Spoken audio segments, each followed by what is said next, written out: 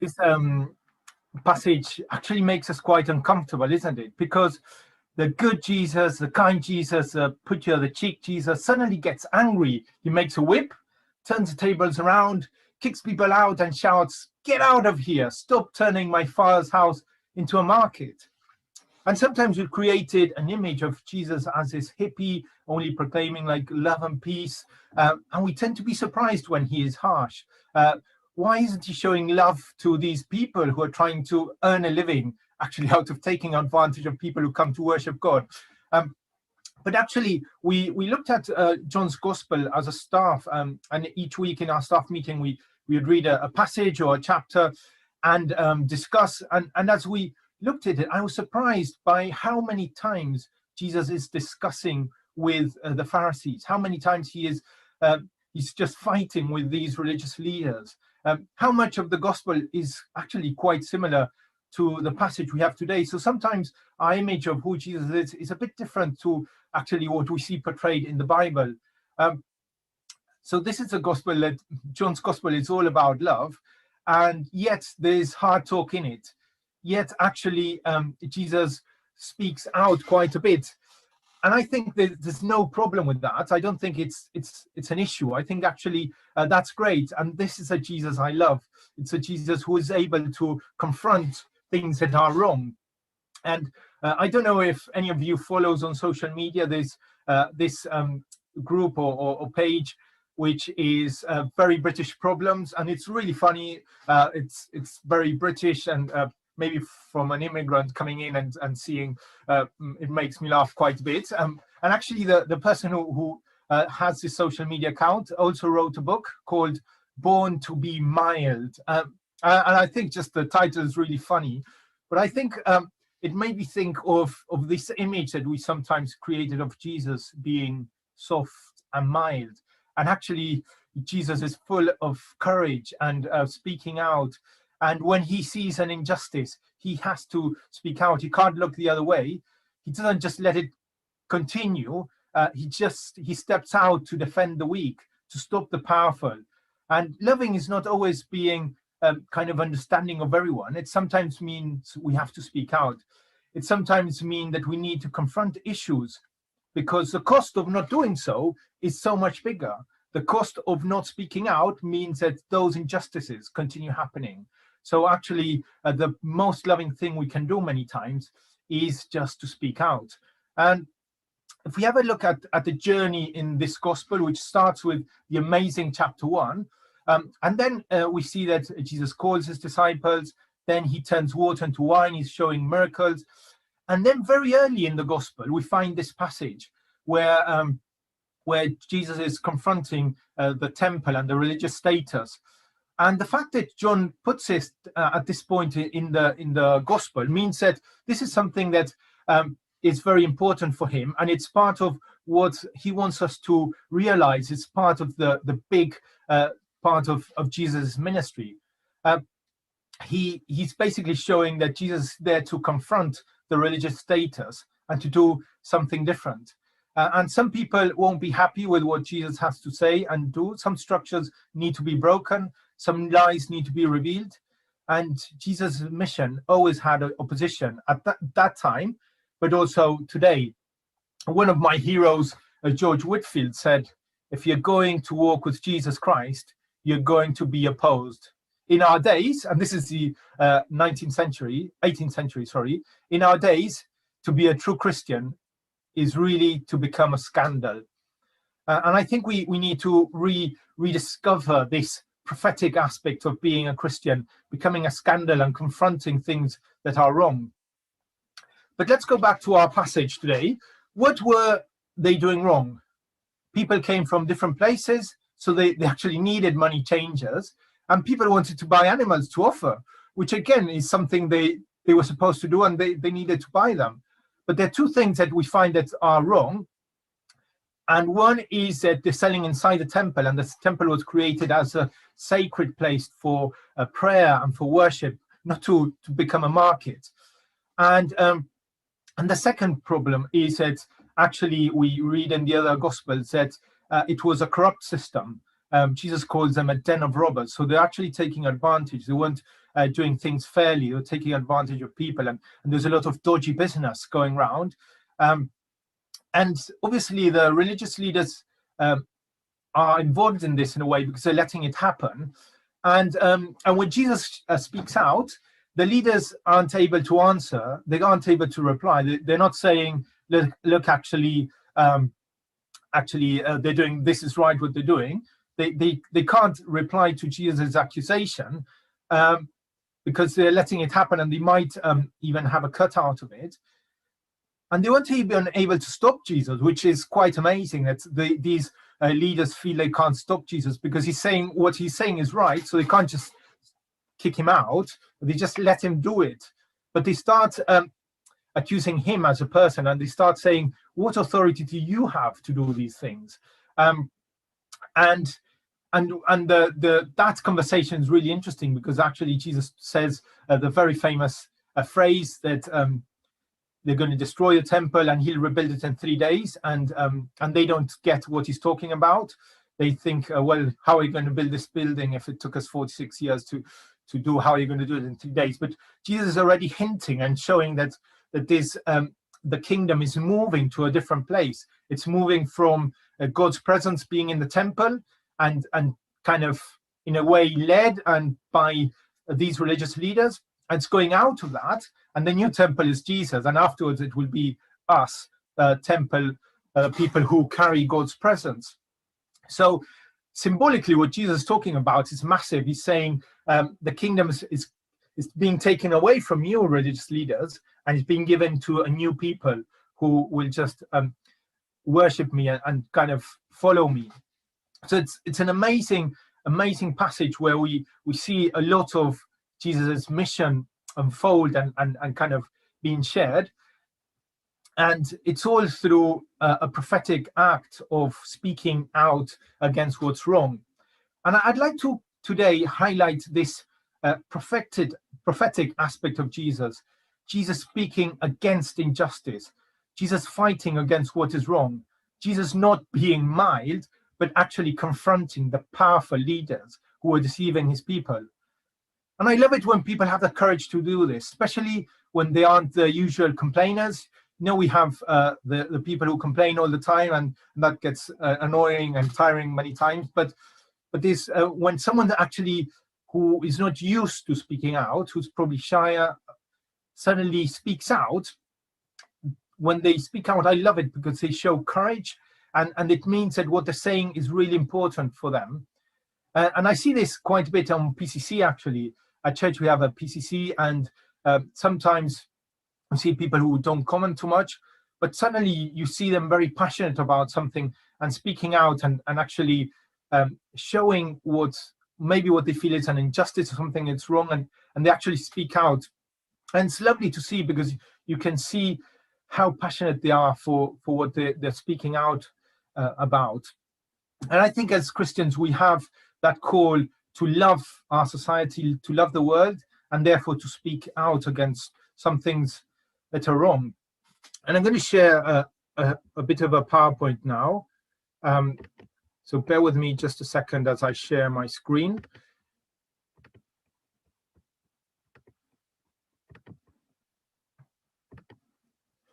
And this first slide is taken from a ministry called International Mission Justice, or International Justice Mission, sorry. And I heard about them actually in New Wine last year, and this guy was speaking about how they're fighting against slavery, which is one of the things I feel can't happen in 2021, 2020. It's just incredible that this still happens. And they speak out against slavery, and this is a bit on their website. And it says, slavery still exists. Every day, countless people are trafficked into slavery as slave owners make a profit of their vulnerability. And they actually work with lawyers and community partners to bring people out of slavery. And it's lovely just to go through their website and hear the stories of people who are coming out of slavery because of the amazing work these people are doing. And this is the kind of thing that we as Christians should be doing. This is what our prophetic work should be. This is what Jesus did. in this passage, he's shouting out against injustice and doing something about it. And obviously there's consequences to it, but it's so worth doing. And another story I wanted to share, this guy over here is someone I know. He's called Marcelo Neira, and he's from Argentina. And I actually heard of him like something like 10 years ago, or a bit less. And what happened was that he's a minister in a city in the middle of kind of the north of Argentina, and in his congregation, someone who was part of a kind of sex slavery became a Christian and started coming to church, and therefore, as a community, they looked after this person, and they brought her in, and they made a kind of they helped her stop doing what she was doing, and that meant that certain powers in the area weren't happy at all. They're actually really angry at him and at this church, because they're taking people who are their slaves and breaking their business. So the problem is that they were quite far from the capital city, and the people involved with the sex slavery were the police and the judges and the politicians. So there was no one he could go to for help, and there's no way he could kind of deal with this. And actually he got some gunshots on his car and very serious threats. So he was praying and he didn't know what to do. So what he did was he spoke to Christian leaders around the country and Christian politicians and said, look, this is my issue, I need help. And a lot of people therefore went to visit him, and that created a bit of a movement that actually some of the news started to hear about this, and that meant that all these corrupt people had to stop persecuting him, because it all came to light. And I then connected with him on Facebook and started sharing his story, so that it was kind of more visible. And I know a lot of people who went. My brother, who's a politician, went. A friend of mine went, and they kind of went to support. And it was amazing to see how him speaking out and defending this poor lady who's been abused actually at the end had an amazing change.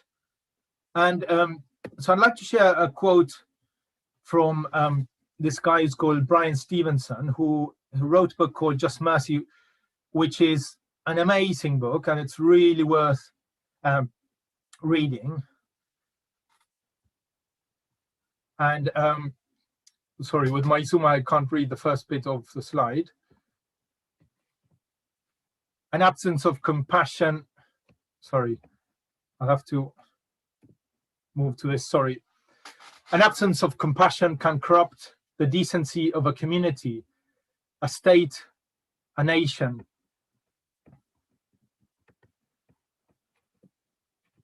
Fear and anger can make us vindictive and abusive, unjust and unfair, until we all suffer from the absence of mercy, and we condemn ourselves as much as we victimize others.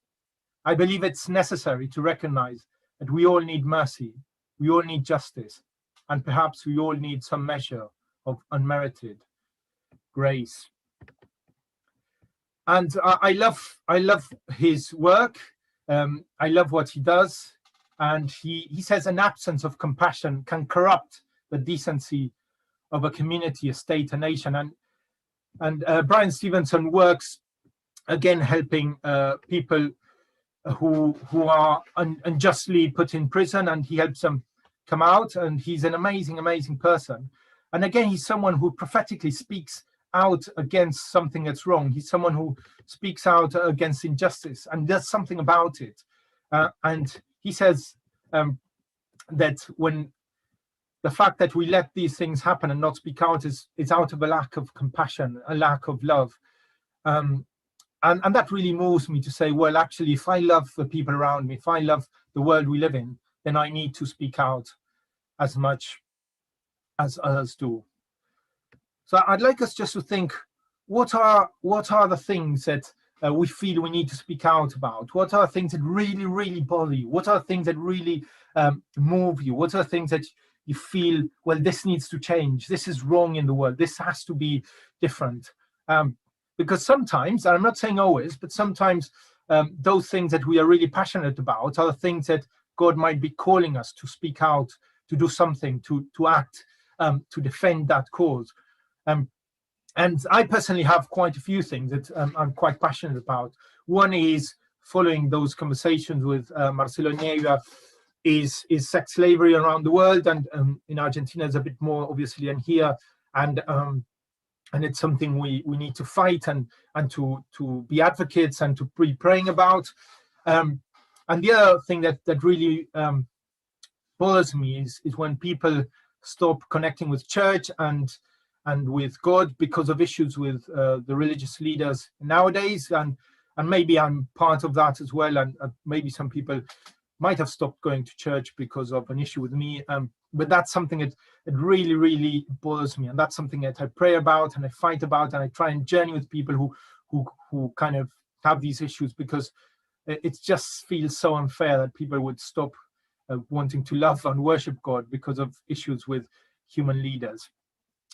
And I'm going to ask Milko to join us now, and I'm going to ask Milko, what are the things that you are passionate about? What are the things that bother you, Milko? Oi. Yeah, there are many that I'm maybe possibly not even able to speak about yet. But like human trafficking, sex slavery, but also like the way we get our clothes and the way Western society exists by exploiting lots of other countries are things that are more and more kind of stirring within me year by year. And like I'm seeking ways to engage with those issues more in my life.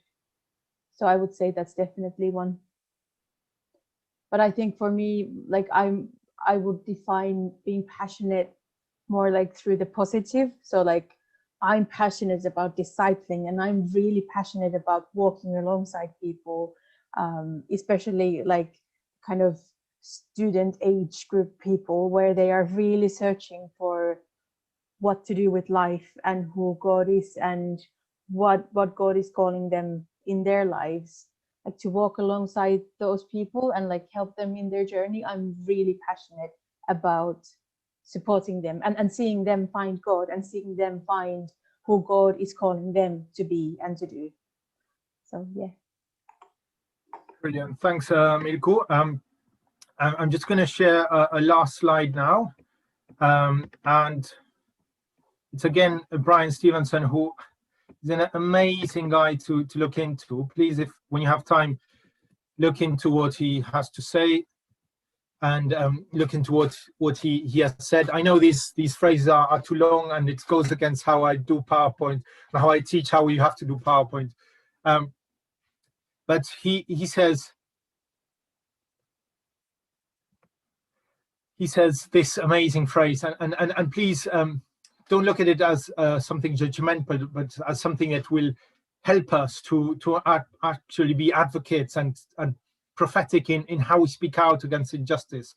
And he says, finally, I've come to believe that the true measure of our commitment to justice, the character of our society, our commitment to the rule of law, fairness and equality cannot be measured by how we treat the rich, the powerful, the privileged, and the respected among us. The true measure of our character is how we treat the poor, the disfavored, the accused, the incarcerated, and the condemned. We all implicated when we allow other people to be mistreated. We all implicated when we allow other people to be mistreated. And what Jesus is doing is basically and simply saying there's an injustice here. These people are taking advantage of my people who are coming to worship, and this is wrong, and we need to stop this. And he's doing something about it. He's speaking out, and he knows there's a cost to it, and he's still willing to speak out and to put things right. And I'd like us to get out of this passage maybe that same passion, that same courage, that same prophetic aspect to our faith, and say, we want to be people who speak out. We want to see injustice and do something about it. And obviously, as we see the world, it's overwhelming to see the amount of injustices there is. It's overwhelming to see the amount of difficulties there is. But maybe choose one thing you feel God might be calling you to do, one thing you feel might be the thing that God most is moving you. Maybe one thing, it's the thing that that is really being stirred in your heart, and just try and join that fight. It might be by praying, it might be by signing petitions, it might be by speaking out, it might be by supporting a charity. It can be so many ways. It might be by acting and helping out in that area. But let's think of one thing. What's the one thing that when you hear that's happening in the world, your heart is really stirred and your mind says, this is wrong, this can't continue, I'm going to do something about it. So let's pray now together, and let's think of the one thing you want to do this week and the next few months, or maybe the next few years in your life, maybe the next few decades. Pick a fight. Don't fight everything. Pick one fight and see what God will do through that. Let's pause and pray.